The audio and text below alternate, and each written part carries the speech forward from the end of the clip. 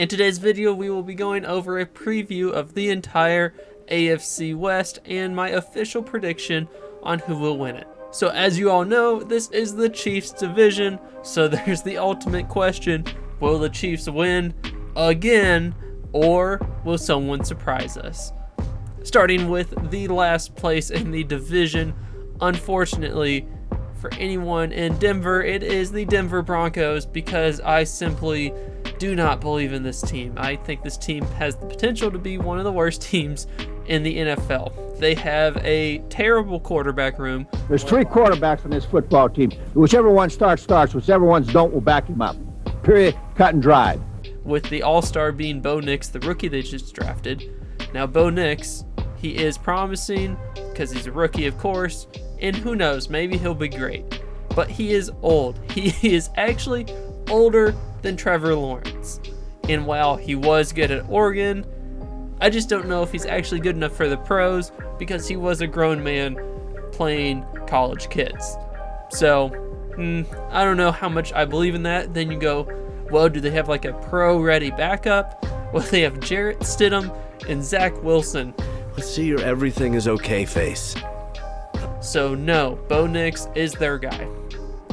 As far as offensive weapons go, I mean, I guess they have Javonte Williams. They have several running backs that have some promise, but are not proven. It's not like they have a star running back. They have potential running backs. Then you go to their wide receivers. Do they have really good wide receivers? And in my opinion, the Broncos wide receivers are a bit average, I guess. I like Courtland Sutton, but I don't know. I mean, no one really flies off the page, so you don't have a good quarterback, running back, or wide receiver, or tight end. You know, where are you going to get? Your offensive line is okay. You do have a great young corner in Pat Surtain on the defense, but I just don't see this team putting it together, and I actually think the team would have been better off just keeping Russell Wilson rather than going through this mess. But it's up to Sean Peyton, I guess. I have the Broncos going 3-14, which is, of course, a very rough season for any team. I have them with wins over the Panthers, the Colts, and the Chargers. So I just think it's going to be a long year. Up next is the Los Angeles Chargers. So we are in the middle of the division, the 2-3 spot, which I think is a really hard decision, because these teams, while they're different, they're both similar quality to me. But I have the Chargers up next. Of course, you can't mention the Chargers without the new coach, Jim Harbaugh, and of course, his khakis. What are you wearing, Jake from State Farm? Khakis. But they have, as far as the team goes, on offense, pretty weak weapons. Just because you put syrup on something don't make it pancakes. A running back room full of old Ravens running backs like Gus Edwards and J.K. Dobbins. They have wide receivers that are, I guess, unproven can be the best you can say. Actually, no, they're not unproven. They're really bad, or really shaky at least. Ladd McConkey could be good. He's a rookie. Who knows? But Joshua Palmer, DJ Chark, Quentin Johnston, none of these guys are good. I would prefer the Broncos wide receivers over these guys. So unless they make a big trade, I don't see them as having very many offensive weapons. Their offensive line is pretty good, so that's not a concern, and of course that's important. But with Jim Harbaugh, of course they're going to want to run the ball, and they're going to just have to use Gus Edwards and J.K. Dobbins, who the Ravens didn't want. Then on the defensive side of the ball, they do have some really good players, such as Joey Bosa, Khalil Mack, Asante Samuel Jr. is good, Derwin James Jr. is good, at least used to be good.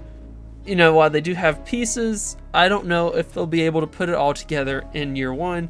I think this is more of a next year team.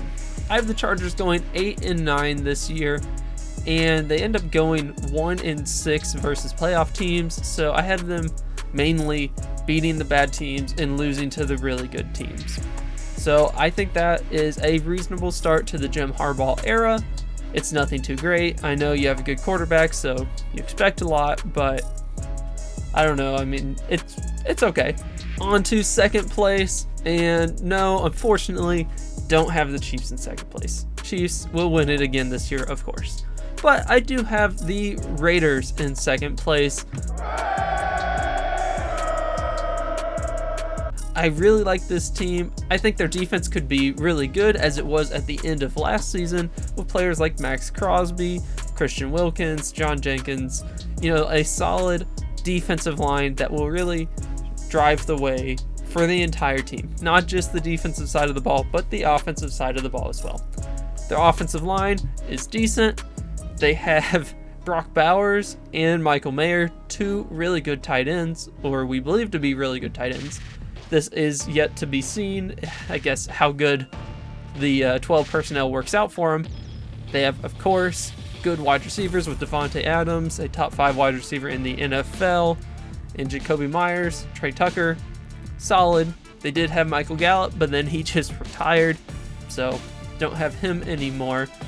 And then running back it's some okay guys. Zamir White seems to be the leading back there.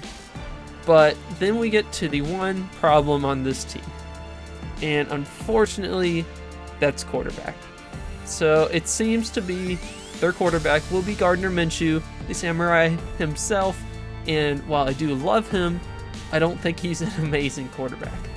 And that is why I don't have them winning this division.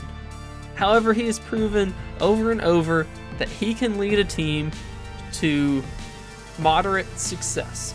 With the Jaguars, he had moderate success. When he started with the Eagles, he was okay. And then with the Colts, when he had another starting opportunity, he won games.